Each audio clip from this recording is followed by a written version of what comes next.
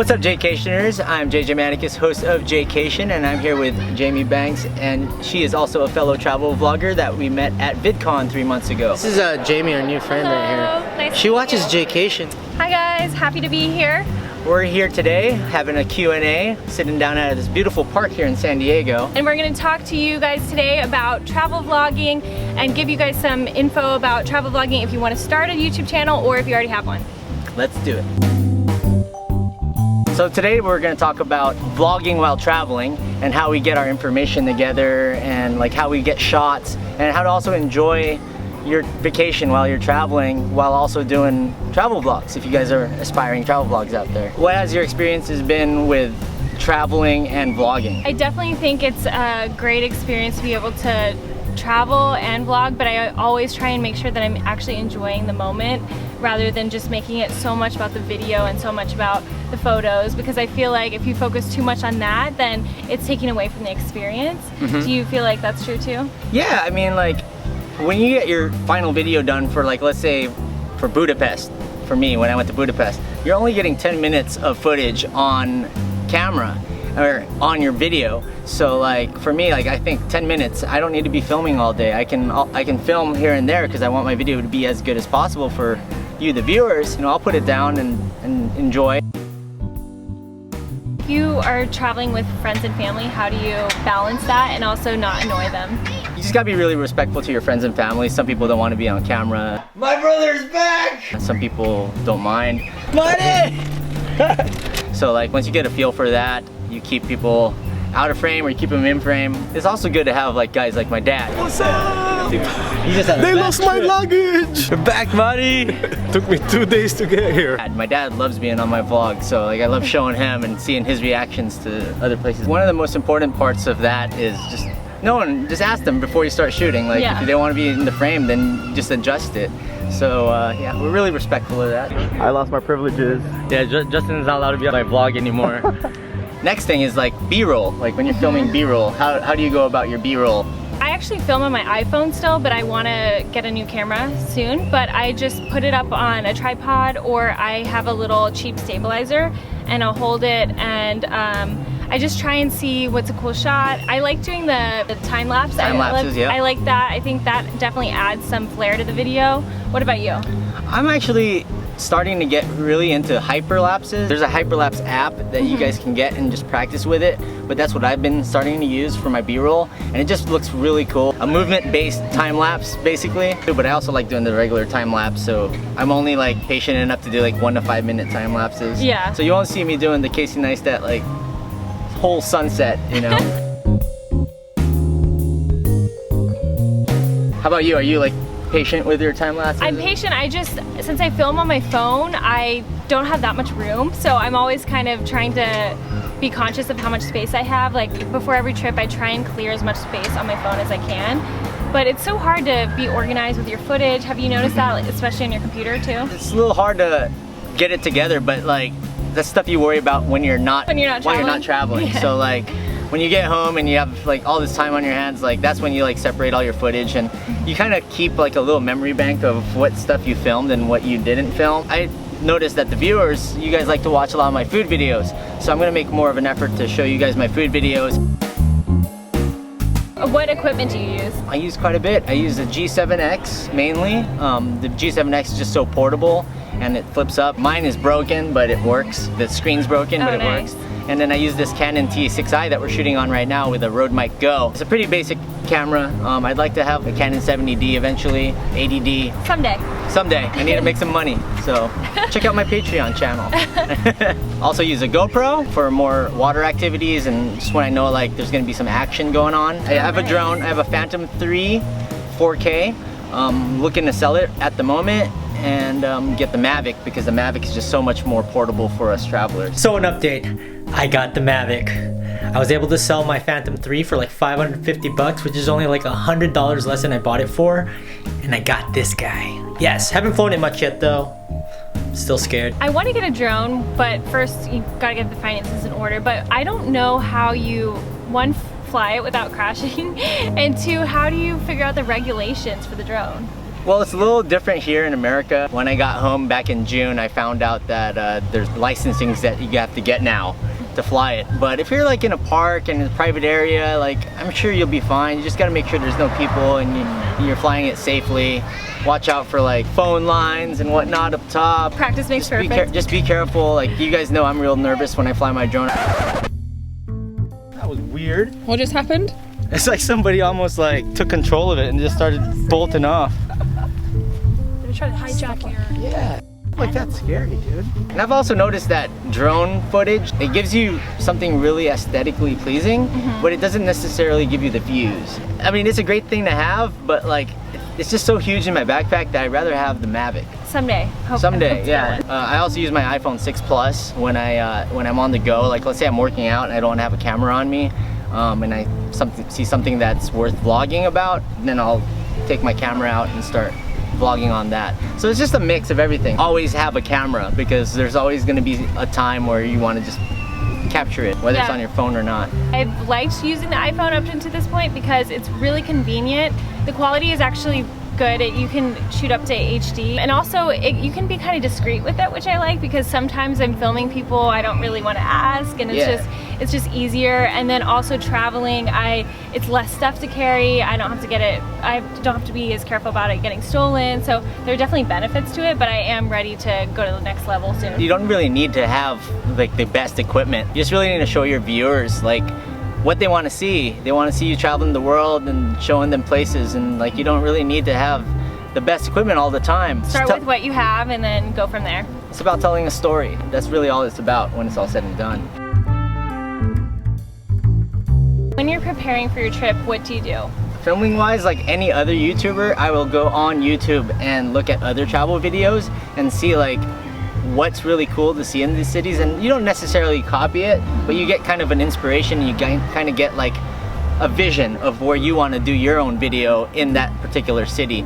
So like I'll sit down, I'll watch people like off the top of my mind, guys like Louis, the Vaga brothers, Hey Nadine, and when I watch their stuff and they go to a certain city I'm about to go to, it kind of inspires me in the same time to like go out there, not do the exact same thing they're doing. If I end up being in the same place they are, like great, but like if not, like it's unique. We're all unique and we all have different experiences, and the reason why you guys are watching these videos is because you want to have your own ideas for your own adventures. So like if everybody was exactly the same, that would be boring. I do a lot of preparation when I'm planning out my videos. I'll do a lot of research online to see cool spots. I really like hidden gems, so I'll do a lot of searching for the hidden gems in each place.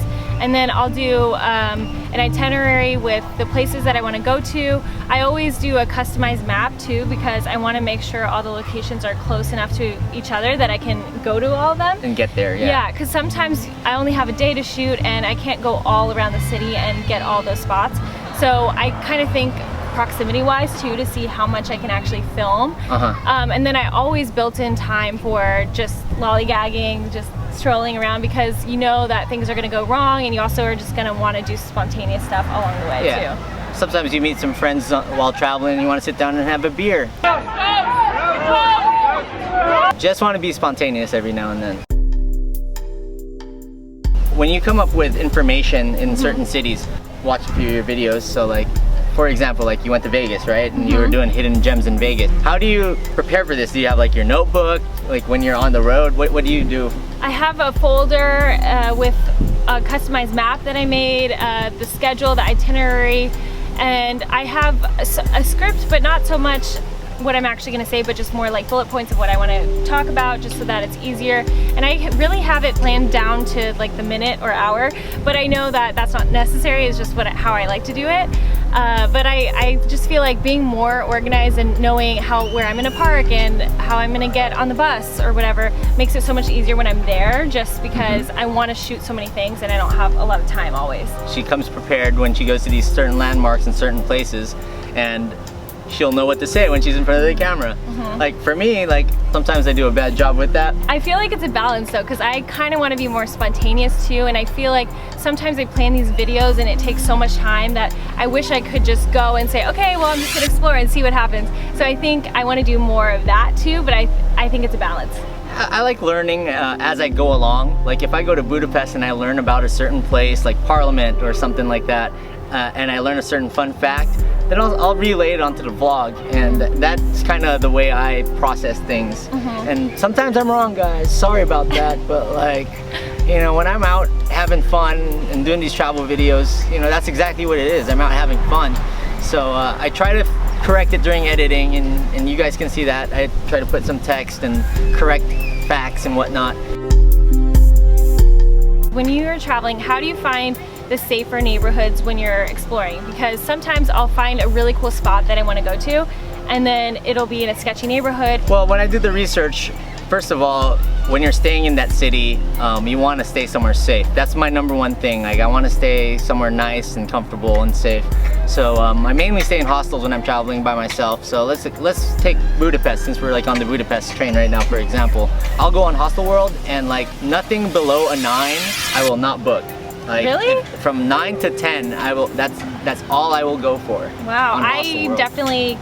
I go for the cheapest option, but I do read every review, especially from the female solo travelers, and I'll read if they felt uncomfortable or unsafe, then I won't book it. 90% along with more than like 500, 600 reviews of a hostel kind of almost assures you your safety and what to expect in these places. And like when I went to Budapest, I found like the newest and cleanest hostel, and I made so many good friends.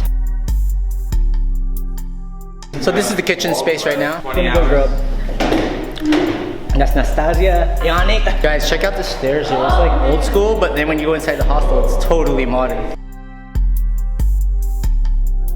Also, like, provides you a community of people, a community of travelers that you can meet, become friends with. Yeah, I feel like hostels are so cool because it's a great way if you're solo to meet new friends, and you're not really solo when you get there because there's so many people, they want to go out to dinner or whatever, so it's a great way to meet new people, and I agree, safety is important. Yeah. Well, if you're a little like questionable about these certain places, like I would go there during the day and go there with people. That way that like it's broad daylight, you know, it'd be harder for something bad to happen to you. At night, it's tough. There's a lot of bad people out there, so you really got to watch yourself. Like, it doesn't matter if you're a guy or a girl. At night, for the most part, I'll take my T6i down and put it in my backpack and make sure it's safe, or I'll even leave it back in my hostel, because this thing is just like seeing people looking right now. Like, people see is like, hey, you have like a nice camera with fur on top of it with this microphone. Don't use this at night, and I switched to the G7X, or even just use my iPhone. It's a lot safer. What about when you're in the day and you're setting it up in, say, a crowd of people? Do you ever feel like, how can you watch it when you're filming to make sure no one's stealing it? Let's say you're doing a time lapse and you're in like a very important part, like in Milan. I remember this, we were in front of the cathedral in Milan, and I wanted to do a time lapse, and I had this exact camera we're filming on right now out in the middle of a crowd of people. Well, I didn't stay like within like more than 2 feet from it, so like I kept my foot on the strap to make sure that nobody would run and grab it, but then I would also take out my other camera and start vlogging, because it doesn't matter with a time lapse, like you're not going to hear audio anyways, so like I'll vlog behind that and get this done at the same time. Don't ever leave your stuff unattended, guys. Like, it doesn't matter how safe people say places are, like there's always bad people that will take your stuff. Like, I got a comment today on my Budapest video. This guy is like, what are you talking about? Like, it's so much safer here in Europe than it is where you live. And yeah, it might be true, but like, you always gotta have your guard up. Like, I'd be saying the same thing about being in Budapest than I would be saying here in San Diego. Like, you always gotta have your guard up. Yeah, any city, you gotta watch your stuff. I always try and, when I'm filming, I always try and look at my bag too. I mean, not staring at it, but I can just see it in the distance, so that I will know if someone's about to steal it. Like, let's say you're in front of the Duomo in Florence, and like you wanna vlog it, and there's a bunch of people, and then they're like staring at you. I'm always just conscious of where other people are, and I try not to get distracted, because it can be distracting when someone's walking over and saying, what are you doing? What are you filming? It's like, hey, I'm kind of busy.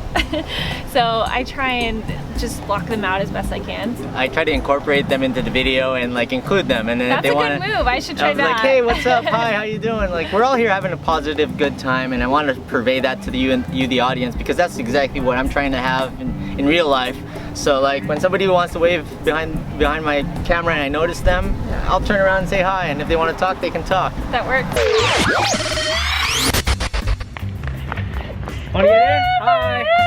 Having a good time? Yeah, we are. Are you? I'm doing a travel vlog.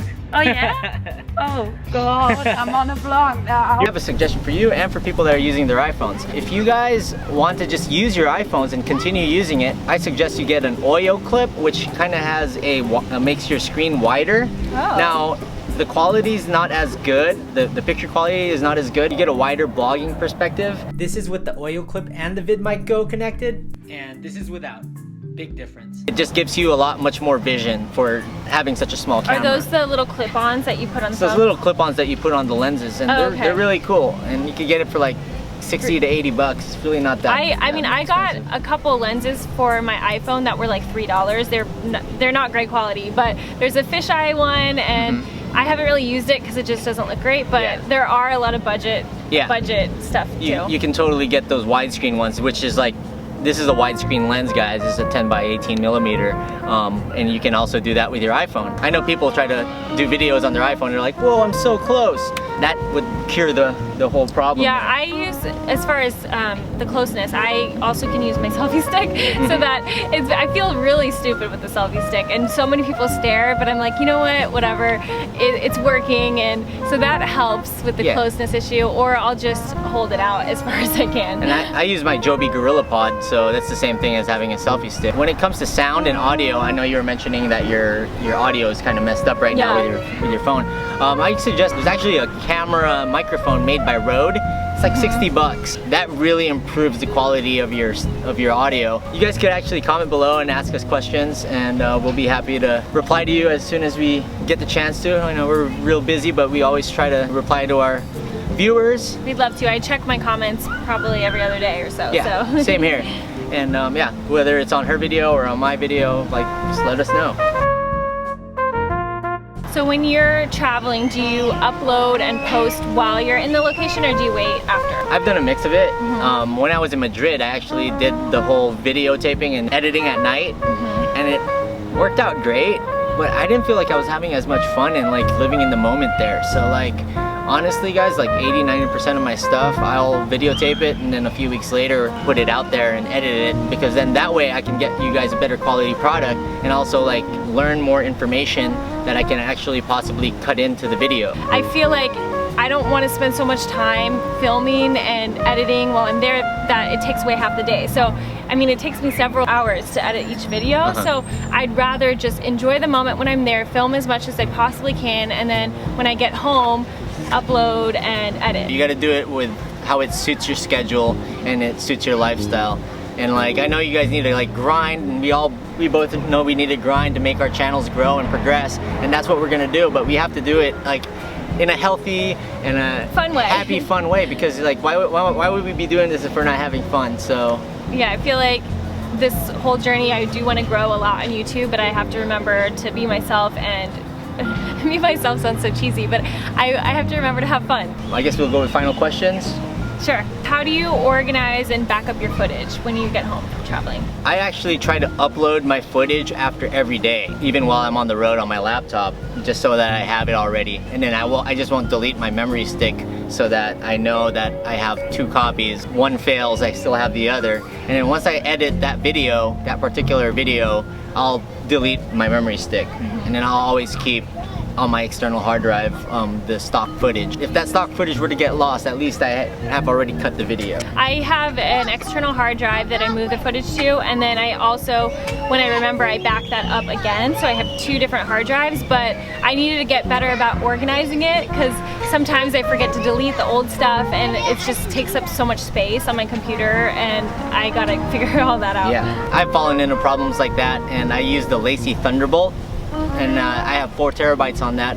I think it's about around 3.12 terabytes last I checked. So that's almost full. So I'm gonna have to figure a way to find another hard drive and throw it on there. My last question would be, what are your goals for the next year for your channel and travel? I actually recently left a full-time position, so now I'm freelance as of a couple weeks. So I really want to travel so much more than I had been. For the channel growth, I would love to get more subscribers, more views and comments, and I really just want to engage with everyone and get to know you guys better and meet more people. I love the aspect of the community on YouTube already, especially with the travel vloggers.